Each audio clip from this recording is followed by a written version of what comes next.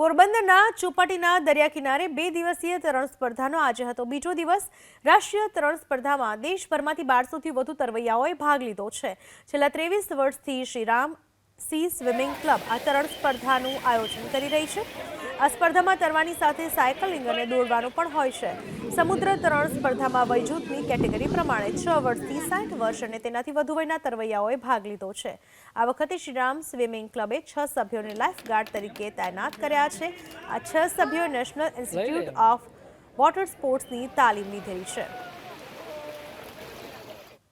पिछले 2 साल से इधर स्विमिंग कर रहा हूँ ओशन में।